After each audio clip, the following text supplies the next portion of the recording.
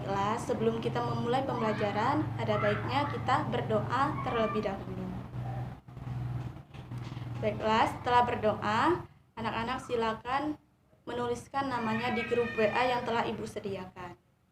Kemudian jika sudah selesai, silakan anak-anak untuk menyiapkan alat tulis dan bukunya, karena kita hari ini akan belajar tentang tema 6 dengan judul Cita-citaku, subtema 1, Aku dan Cita-citaku, pembelajaran ke-6 dengan mata pelajaran Bahasa Indonesia dan IPA. Baiklah, untuk materi hari ini Ibu telah membuatkan video pembelajaran. Tadi telah Ibu kirim di grup WA. Silakan anak-anak untuk menonton, menyimak dan memperhatikan video pembelajaran tersebut. Silakan dicatat materi yang ada di dalam video pembelajaran tersebut. Nanti silakan disimak dan dipelajari video pembelajarannya.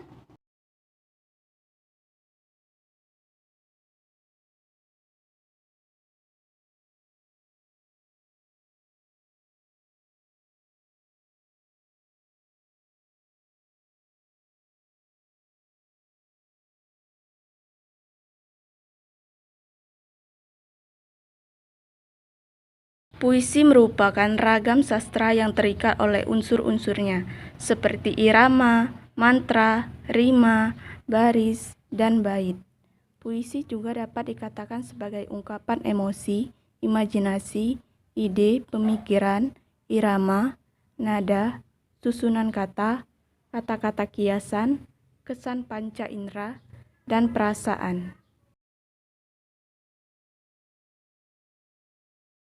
Jenis-jenis puisi terdiri atas puisi lama dan puisi modern. Puisi lama umumnya anonim atau tidak diketahui penyairnya.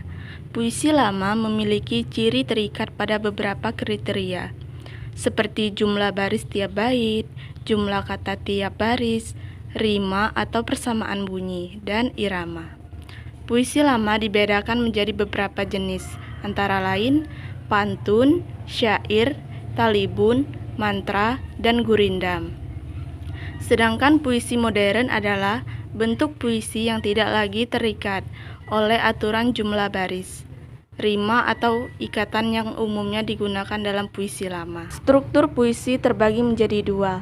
Yang pertama, struktur fisik, terdiri dari diksi, pencitraan, majas, rima, ritma, dan tipografi. Yang kedua, struktur batin, terdiri dari tema, perasaan, nada atau sikap, dan amanat. Untuk cara membuat puisi, yang pertama yaitu menentukan jenis puisi yang hendak dibuat. Yang kedua, menentukan tema dan pesan yang hendak disampaikan. 3. Mengembangkan tema menjadi kalimat berdasarkan hasil imajinasi. 4. Menuangkan ide dalam uraian kata-kata yang sesuai kaidah puisi.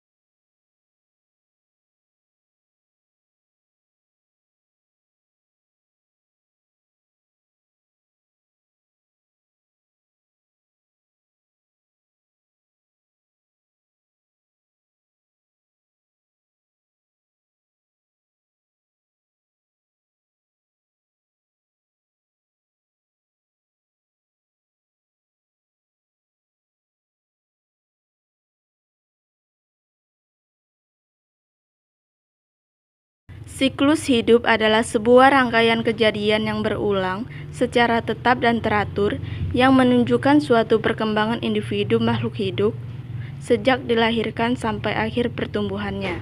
Setiap makhluk hidup mengalami pertumbuhan dalam proses pertumbuhan tersebut. Makhluk hidup mengalami peningkatan ukuran pada semua atau sejumlah bagian pada tubuhnya. Berikut ini adalah contoh siklus hidup pada manusia. Manusia mengalami perkembangan mulai dari embrio, lalu menjadi janin, kemudian menjadi bayi, dan kemudian menjadi anak-anak, lalu menjadi remaja, kemudian menjadi dewasa, kemudian menjadi lansia, dan akhirnya mengalami death atau meninggal. Selanjutnya, siklus hidup hewan. Di sini ada siklus hidup kupu-kupu. Yang pertama, kupu-kupu dalam perkembangannya atau pertumbuhannya dimulai dari telur, lalu menjadi larva, kemudian menjadi pupa, dan kemudian menjadi kupu-kupu dewasa. Selanjutnya ada daur hidup pada katak.